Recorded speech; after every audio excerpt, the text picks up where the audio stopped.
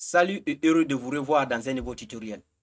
Dans ce tutoriel, on va parler de l'un des meilleurs setups d'ICT, l'un des setups les plus puissants d'ICT, setup unicorn d'ICT. Pourquoi aussi l'appellation unicorn? Ça fait rire, non? L'appellation unicorn vient tout simplement de l'immense unicorn qui est là. Si vous regardez les setups là, ça ressemble à l'immense qui est là, non? Les setups là, ça c'est renversé. Ça c'est la forme renversée. Et ce qui est là, ça ressemble à l'immense unicorn qui est là. C'est la raison pour laquelle il s'était à donner sûrement l'appellation unicorn à ces setups. Mais ce n'est pas seulement l'appellation qui nous intéresse ici. Il s'est référé sûrement, c'est-à-dire il s'était à donner ce nom-là pour faire passer un message très puissant. C'est-à-dire il s'était veut parler d'un setup ici très puissant, rare et exceptionnel. Ce setup vous permet d'avoir des entrées parfaites et des opportunités de haute qualité. Vous allez comprendre. D'autres, lorsqu'ils vont regarder sûrement ces deux setups-là, ils vont se dire, ah, on a déjà vu ces setups ou bien j'ai vu des setups, n'est-ce pas, qui ressemblent à ces arts de setup. Mais attention, attention, il faut suivre ce tutoriel du début jusqu'à la fin. Car ce setup est un setup très exceptionnel, rare et puissant aussi. Il ne faut pas seulement regarder et dire que j'ai vu déjà des setups qui ressemblent à ces setups. Ici, il y a des choses qu'il faut comprendre. Oui, ici, pourquoi ce setup est aussi si puissant? Ce setup est si puissant parce que ce setup seul rassemble 3 PDRI. C'est-à-dire, dans ce setup ici, on retrouve 3 PDRI. Un seul setup qui a 3 PDRI. Ce setup ici a l'ODA block, il a un breaker block et aussi un fair value gap. Imagine. Et ce n'est pas ça seulement qui fait ce setup puissant. Ces 3 PDRI là, non. Il y a d'autres setups qui ont 2 PDRI, il y a d'autres qui ont 3 PDRI. Mais ce qui fait la différence entre ces setups et le setup d'unicorn là, c'est que les PDRI qui sont là donnent un point de confluence. C'est la raison pour laquelle le setup d'unicorn là aussi est très puissant et rare. Et quand je dis donne un point de confluence, vous savez très bien les points de confluence sont des points donc tous les traders cessent pour pouvoir se positionner. Parce que les points de confluence sont des points très puissants. Le prix a souvent tendance à respecter ces points. Ça, c'est clair et net. Les points de confluence. Vous allez comprendre ce que j'appelle ici points de confluence. Comme vous pouvez imaginer, un seul setup qui rassemble 3 PDRI. Et aussi, ces PDRI là aussi donnent un point de confluence. C'est-à-dire, il y a 2 PDRI ici qui donnent un point de confluence. C'est ça aussi qui donne la puissance à ces setups. Et qui fait encore un setup rare et exceptionnel. Car ça donne des trades de haute probabilité. Ça donne des opportunités de haute qualité. Maintenant, pourquoi ce setup est si rare? Ce setup est si rare parce que tout simplement, ce setup ne se présente pas comme ça sur le graphique. Ne vous inquiétez pas, je vais vous montrer exactement comment le setup est. Ce n'est pas ça sûrement que vous venez de voir là. Ça existe sur le début. Ok. Maintenant, pourquoi ce setup est aussi si rare?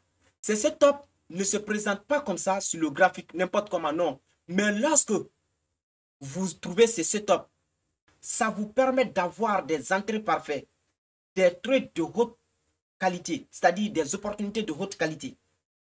J'espère que vous êtes avec moi. Mes amis, avant qu'on ne continue, n'oubliez pas de vous abonner, comme d'habitude. Likez et partagez. Ça m'encourage de vous donner plus de ce que j'ai. Maintenant, ici, quelles sont les caractéristiques de ce setup? Les caractéristiques de ce setup est caractérisé par 3 éléments principaux. Pour qu'on parle du setup unicorn d'ICT, il faut que ces 3 éléments-là soient au complet. Le premier, c'est ramassage de liquidité. Deuxième élément, c'est le breakout block. Troisième élément, c'est le fair value gap. Ces 3 éléments-là, c'est une obligation. Il faut que ces 3 éléments-là soient présents sur ce setup. Ce sont ces 3 éléments-là même qui font ce setup, le setup unicorn ICT. C'est tout. J'espère que vous êtes avec moi.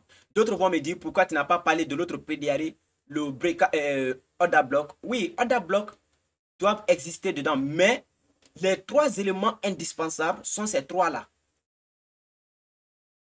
Le ramassage de liquidité, le breakout block, le fair value gap.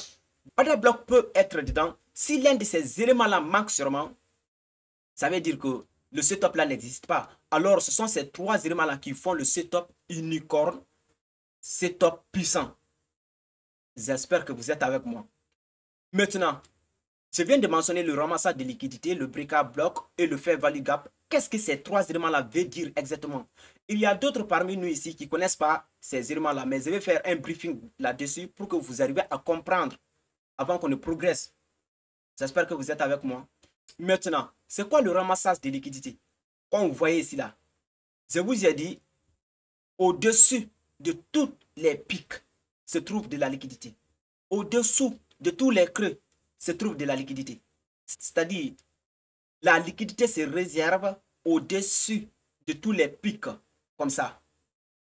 Et au-dessous de tous les creux, comme ça, ici. J'espère que vous êtes avec moi. Maintenant, regardez ici. Ici, on avait de la liquidité à ce niveau-là. Mais le prix a fait un mouvement à la hausse, une cassure à la hausse. Après avoir fait ce mouvement à la hausse, après le prix rapidement est descendu, venir faire une autre cassure ici. Une cassure valide que je parle. J'espère que vous êtes avec moi. Attends, je vais reprendre encore. Je disais bien, ici, on avait de la liquidité qui était réservée à ce niveau-là ici. Ici. Mais vous avez vu, le prix est venu ramasser cette liquidité-là ici. Et puis venir faire une cassure ici. Comment on s'est rendu compte que ici, c'est un ramassage de liquidité? C'est passé tout simplement la cassure qui s'est passée ici là. Le prix doit faire une cassure valide. Quand je dis cassure valide, la cassure doit être faite par le corps de la bougie. Ceux qui ne connaissent pas le ramassage des liquidités, n'est-ce pas? Allez-y voir, j'ai fait une vidéo sur la liquidité. C'est-à-dire, c'est très bien détaillé. J'espère que vous êtes avec moi. Lorsque la cassure valide s'est produite ici, c'est là-bas qu'on s'est rendu compte que, ah oui, ici, c'était un ramassage de liquidité. J'espère que vous êtes avec moi. Déjà, vous connaissez le ramassage de liquidités. On va aller sur les break-up blocks. Maintenant, c'est quoi un break-up block? Regardez, nous sommes dans une structure haussière ici. N'est-ce pas? Ici, on a un order block. Bourse order block à ce niveau. N'est-ce pas? Order block, c'est la dernière bougie rouge formée avant le mouvement impulsif à la hausse. Parce que nous sommes dans une structure haussière ici. Alors, la dernière bougie rouge formée avant que le mouvement impulsif là ne se produise à la hausse. C'est cette bougie rouge là qu'on va, n'est-ce pas, encadrer qui sera notre order block. Ici aussi, n'est-ce pas, on a notre order block ici, la dernière bougie rouge qui s'est formée avant que le mouvement impulsif là ne se produise à la hausse. Ça, c'est notre order block. J'ai fait encore une vidéo sur les order blocks. Vous pouvez tout simplement aller regarder, c'est très bien détaillé. N'est-ce pas? Maintenant, cette dernière bougie rouge là, qu'on appelle notre order block ici, lorsque le prix viendra, n'est-ce pas, casser, c'est-à-dire le prix vient, oh, vous m'excusez, lorsque le prix viendra faire une cassure valide, ici comme ça, c'est-à-dire quand je dis cassure valide, la cassure doit être faite par le corps de la bougie et non par la messe. Si la bougie vient faire une cassure valide ici, alors ce order block qui était là ne sera plus appelé order block, mais plutôt breaker block. J'espère que vous êtes avec moi. Mais plutôt breaker block. Parce que tout simplement, le prix a fait un ramassage de liquidités ici, avant de venir casser ici, casser ces order blocs là. C'est-à-dire avant de venir casser la structure à ce niveau. C'est la raison pour laquelle on appellera ça breaker block. Mais attention, si le prix n'avait pas fait un ramassage de liquidités ici, comme ça, on n'allait pas appeler ça breaker block. Mais plutôt, on allait appeler mitigation block. Sûrement, je vous fais un rappel. C'est juste ça. Maintenant, ici, le prix a fait un ramassage de liquidités et puis une cassure valide à la baisse ici. C'est la raison pour laquelle on a appelé ici breaker block. Si encore nous sommes dans une structure baissière ici, n'est-ce pas? Ici, notre order block, c'est la dernière bougie verte formée avant que l'impulsion ne se produise à la baisse. Alors, notre order block, c'est là, ici. La dernière bougie verte là formée avant que l'impulsion ne se produise à la baisse. Ici aussi, c'est la notre order block. Ici aussi, c'est la notre order block. Maintenant, lorsque le prix vient casser, faire une cassure valide ici, c'est-à-dire une cassure de structure valide à ce niveau-là, ici ne sera plus appelé notre order block. Order block qui était là, ça ne sera plus appelé order block, mais plutôt breaker block. Parce que tout simplement, le prix a ramassé de la liquidité à ce niveau, a fait un ramassage de liquidité ici. Et puis, le prix est venu faire une cassure valide ici. Alors, ce order block là, c'est appelé breaker block et non prix order block. Et comme je viens d'expliquer ici auparavant, si le prix ne faisait pas ramassage de liquidité à ce niveau, le prix se limitait ici seulement et puis venir faire la cassure valide ici, on n'allait pas appeler ça breaker block, mais plutôt on allait l'appeler mitigation block pour vous mettre seulement au point. C'est ça. Maintenant que vous connaissez ramassage de liquidité, breaker block, et c'est quoi un fair value gap? Vite, je sais que beaucoup de personnes connaissent, mais il y a d'autres encore parmi nous qui sont nouveaux, qui ne connaissent pas. On va faire seulement un briefing et puis on va continuer. Avant ça, n'oubliez pas, mes amis, de vous abonner et d'activer la cloche de notification. Likez, car ça fait plaisir. Maintenant, c'est quoi un fair value gap? Un fair value gap se détermine tout simplement dans une série de 3 bougies, c'est-à-dire dans une série de formations de 3 bougies. Nous avons notre première bougie ici, deuxième bougie et troisième bougie. Je n'ai pas donné de couleur aux bougies, n'est-ce pas? J'ai donné seulement la couleur noire. Peu importe la couleur.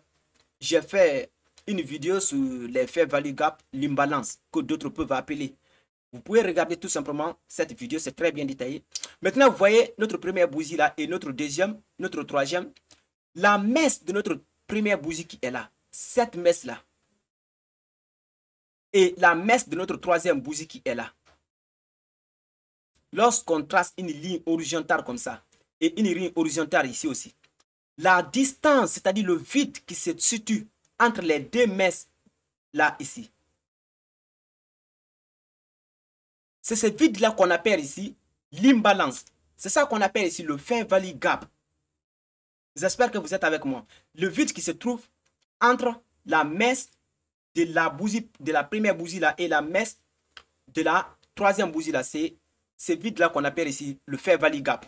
Et s'il n'y avait pas de vide, par exemple, attendez-moi, s'il n'y avait pas de vide, par exemple, les deux mèches là, la mèche là venait comme ça un peu, et puis l'autre là aussi, descendait comme ça. C'est que quand on trace une ligne horizontale comme ça, n'est-ce pas, une ligne horizontale, vous voyez, ça touche les deux mèches de part et d'autre. Alors ici, on ne va pas parler d'imbalance ici, il n'y a pas de fair value gap ici. J'espère que vous êtes avec moi. Ici déjà est balancé. Alors l'imbalance, c'est la distance qui se situe entre la mèche de deux bougies de part et d'autre, la première bougie et la troisième bougie. J'espère que vous êtes avec moi. Déjà, vous connaissez c'est quoi un ramassage de liquidité, c'est quoi un breaker block, c'est quoi un fair value gap. Maintenant, on va aller maintenant au vif du sujet. C'est quoi exactement le setup unicorn?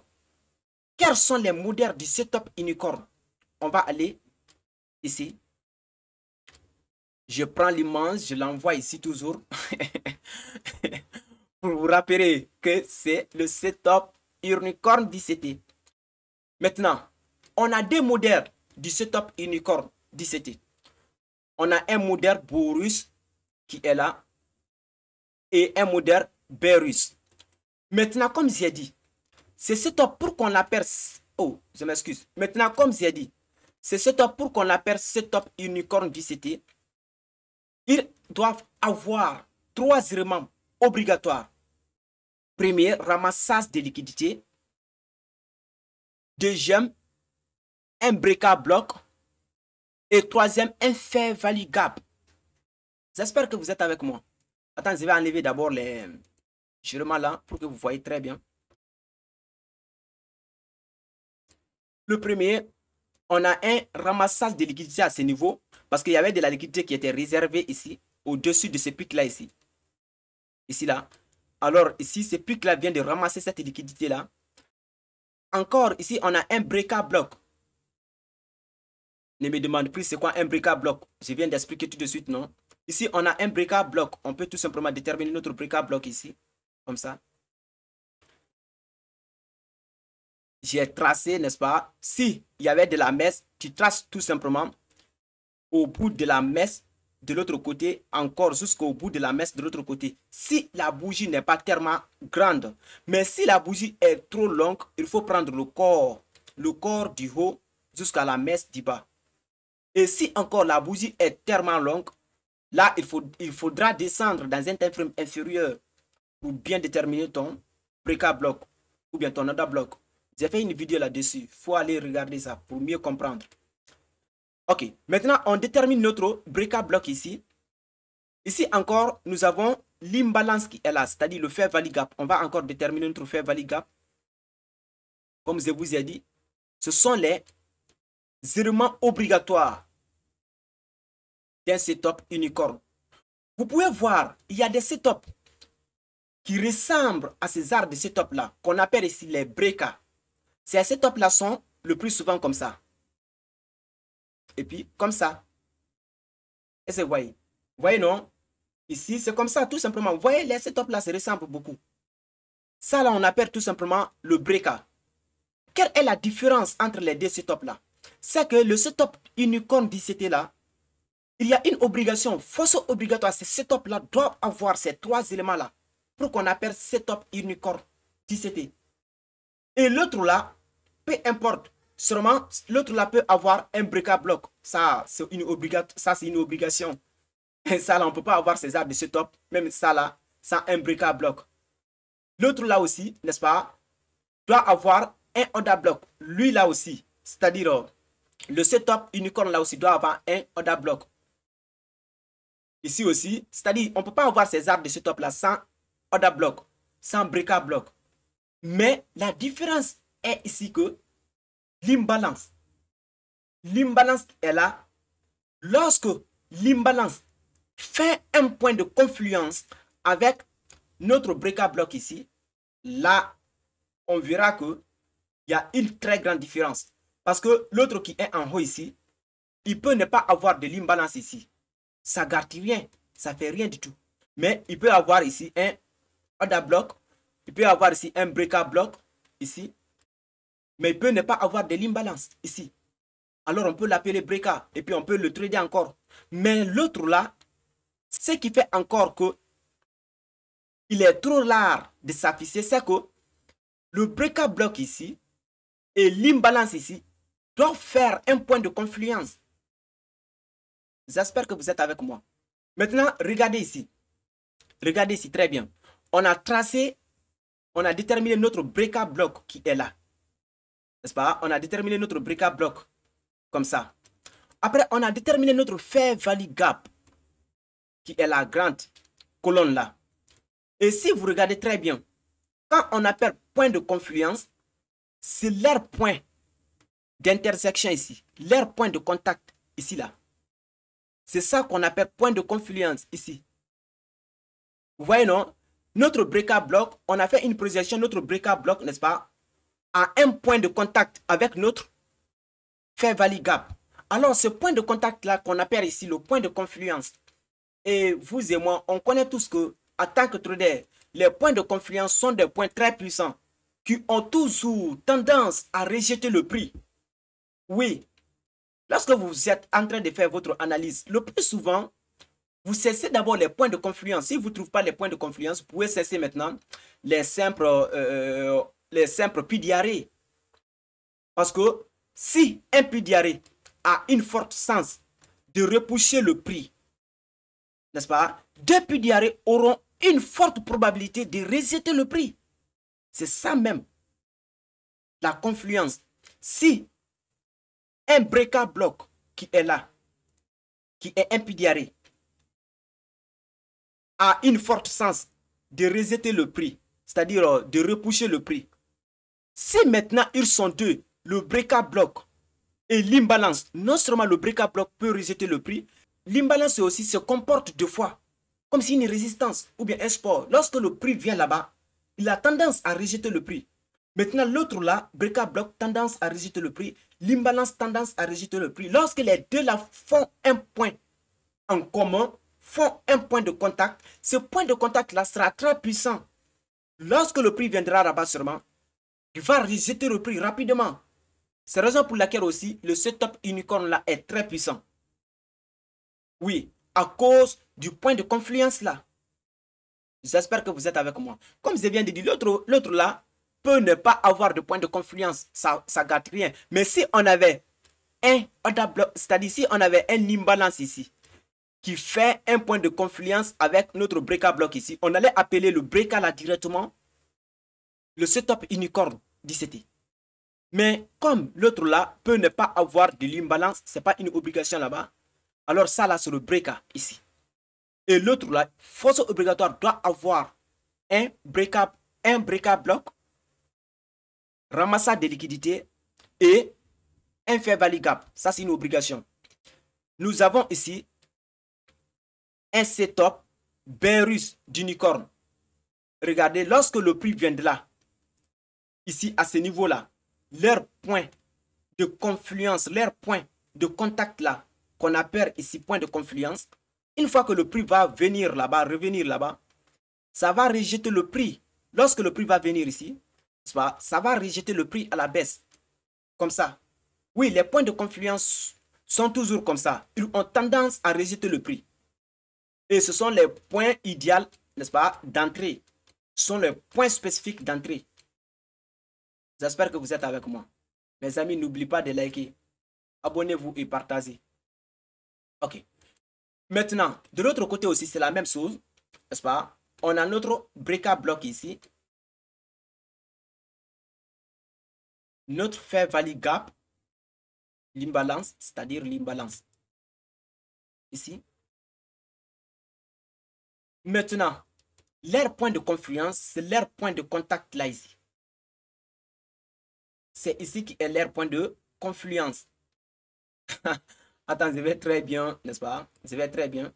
C'est ici qui est leur point de confluence. Ici, là.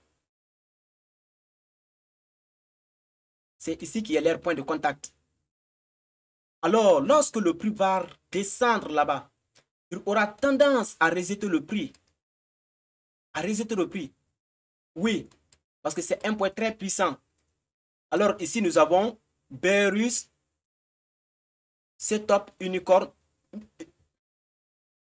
Maintenant, ici, nous avons du modèle bearish, du setup unicorn d'ICT. Ici, nous avons du modèle bullish, du setup unicorn d'ICT. J'espère que vous êtes avec moi.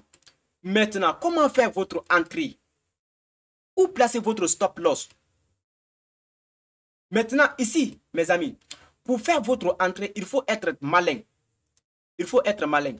Ce qui est recommandé, c'est que pour faire votre entrée, pour le cas bearish ici, vous devrez faire seulement votre entrée ici, juste. Attends, je vais tracer une ligne pour que la partie soit visible. Ici, vous devrez faire votre entrée exactement ici, au début du point de confluence.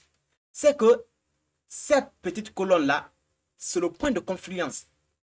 C'est le point de confluence. Là, ici, le point idéal de faire votre entrée, c'est là, ici. C'est là, juste ici. Vous pouvez faire votre entrée au milieu si vous voulez. Vous pouvez faire votre entrée au milieu. Mais le plus souvent, le prix n'arrive pas au milieu. Des fois, le prix se limite juste là et puis continue à la baisse. Des fois, le prix peut venir jusqu'à ce niveau-là avant de continuer à la baisse. Des fois, le prix peut même dépasser le point de confluence là. Ici, venir ici un peu avant de continuer. J'espère que vous êtes avec moi. Mais ce qui est ici, le point idéal d'entrée, c'est ici. Le point de confluence là. C'est le point idéal d'entrée. Vous pouvez faire votre entrée au début ici, au milieu ici. Mais je ne vous recommande pas de faire votre entrée ici. Si vous voulez faire votre entrée, soit faites au début ici, ou bien au milieu ici. J'espère que vous êtes avec moi. Maintenant, où placer votre stop loss? Là, pour placer votre stop loss, ici, on prend ici. Regardez-moi très attentivement. Ici, là. Vous placez votre stop loss au-dessus de ce pic qui est là. Au-dessus de ce pic qui est là. Vous placez votre stop loss là-bas. Je vais essayer de... Je fais mon entrée ici. Je place mon stop loss au-dessus tout légèrement de ce pic qui est là. Et je vais targeter un niveau important. J'espère que vous êtes avec moi. Maintenant, si vous targetez ce niveau-là, et que l'imbalance est plus, c'est-à-dire ici l'imbalance est trop long comme ça ou bien trop court comme ça, n'est-ce pas? Il y a d'autres qui placent leur stop loss ici, mais je ne vous recommande pas ça. Non, non. Ici, le point normal de placer votre stop loss, le premier point idéal de placer votre stop loss, c'est ici, au-dessus de ce pic-là. Mais on ne peut pas le faire parce que le plus souvent, avec le point de confluence là, le prix n'aura pas tendance à venir ici. Non. Et même si vous faites ça, n'est-ce pas, vous aurez un mauvais risk-reward. Ça, c'est clair et net. J'espère que vous êtes avec moi. Alors, le deuxième point idéal de placer votre stop loss, c'est au-dessus de ça. Et c'est ça que la plupart des traders font. Ils placent leur stop loss au-dessus de ça. Pour la simple raison que lorsque vous placez votre stop loss ici, n'est-ce pas, vous n'aurez pas un bon risk-reward. Et des fois, le prix même n'aura pas tendance à venir ici. Le plus souvent, on place le stop loss ici. J'espère que vous êtes avec moi. Lorsque l'imbalance est au-dessous de ça là, de ce pic là. Mais lorsque l'imbalance est au-dessus comme ça, c'est-à-dire ici vous placez votre stop loss ici comme ça et que l'imbalance est d'abord trop large, il faudra mettre ton stop loss, n'est-ce pas, au-dessus de l'imbalance comme ça. Oui, ça c'est très clair parce que des fois le prix aura tendance à venir combler ici. Ce n'est pas dans tous les cas et ce n'est pas aussi une obligation que le prix doit combler l'imbalance. Non. Dans la plupart des cas même, le prix ne comble même pas l'imbalance. Il va seulement combler une petite partie, partiellement, et puis il va continuer. Mais lorsque l'imbalance est comme ça, très haut par rapport à ça, vous mettez votre stop loss tout simplement ici. Et si vous mettez votre stop loss ici, vous voyez que le risque reward est très mauvais. Là, il faudra être malin. Il faut maintenant appliquer votre expérience. J'espère que vous êtes avec moi. Et si vous voyez que l'imbalance est trop long, là, il ne faut pas cesser l'imbalance. Il ne faut pas chercher l'imbalance. Allez mettre ton stop loss à un niveau bizarre. Non, il faut toujours mettre ton stop loss à ce niveau-là ici. J'espère que vous êtes avec moi. Maintenant, ici encore, c'est la même chose. N'est-ce pas? Tu fais ton entrée juste au début ici ou bien au milieu ici. J'espère que vous êtes avec moi. Tu fais ton entrée ici, ton stop loss encore au-dessous de ce creux-là qui est là. Tu fais ton entrée au début ici. Tu mets ton stop loss au-dessous légèrement de ce creux qui est là. Et tu vas targeter un niveau très important. J'espère que vous êtes avec moi. La même chose que je viens d'expliquer là, tu dois appliquer la même chose ici. J'espère que vous êtes avec moi. Si l'imbalance sort dedans, n'est-ce pas? Si tu vois que vraiment l'imbalance n'est pas tellement, c'est-à-dire le vide n'est pas tellement long, tu peux tout simplement mettre ton stop loss au-dessous de l'imbalance au lieu de mettre au-dessous de ça. Et mais si l'imbalance est ici, dedans là, ou bien au même niveau que ça, le creux là, tu mets seulement ton stop loss au-dessous de ce creux ici. Et si l'imbalance est trop, c'est-à-dire l'imbalance est sortie dedans comme ça, c'est trop large, il ne faut pas chercher l'imbalance, il faut toujours considérer le creux qui est là. J'espère que c'est clair aussi mes amis.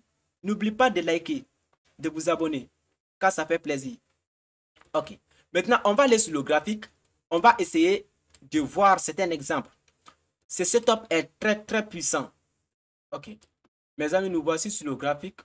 On va essayer un exemple. On va essayer un exemple.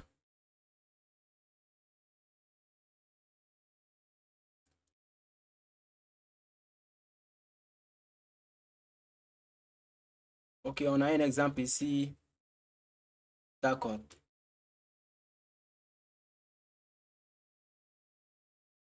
Comme vous pouvez voir ici.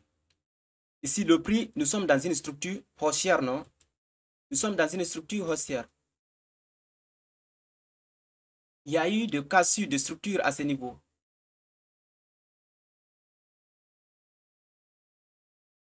Et c'est vous voyez. Après cette cassure-là, encore, le prix a fait une cassure valide à ce niveau-là. Le prix a fait une cassure valide à ce niveau. Là, cette cassure-là devient un ramassage de liquidités. Oui, devient un ramassage de liquidités. Mais attention, attention, la manière dont je vous dis là, il faut que vous compreniez. Si la cassure était trop, c'est-à-dire la cassure était trop longue, là, on ne va pas considérer ça comme un ramassage de liquidité, s'il vous plaît. Le ramassage de liquidité, n'est-ce pas? C'est une cassure violente et puis rapidement, ça se retourne à l'intérieur. Ça peut se faire le plus souvent avec la messe. Des fois, avec le corps de la bougie. La bougie peut faire un ramassage de liquidité avec le corps. On peut toujours considérer ça comme un ramassage de liquidité. Mais lorsque, n'est-ce pas, l'affaire devient maintenant encore trop exagérée, non, on ne va pas appeler ça ramassage de liquidité, s'il vous plaît, comprenez. Ici, on a un ramassage de liquidité. Ici, on a une cassure de structure valide à ce niveau. Alors, la dernière bougie rouge, avant que ce mouvement impulsif-là ne se produise, c'est cette bougie-là. On va déterminer tout simplement. OK. Avant de déterminer cette bougie même, attends, on va déterminer d'abord notre imbalance.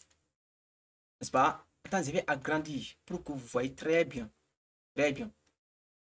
Maintenant, vous savez que c'est de la messe de la bougie là jusqu'à la messe de l'autre bougie là, non? On a un grand fair value gap ici. D'ici jusque là.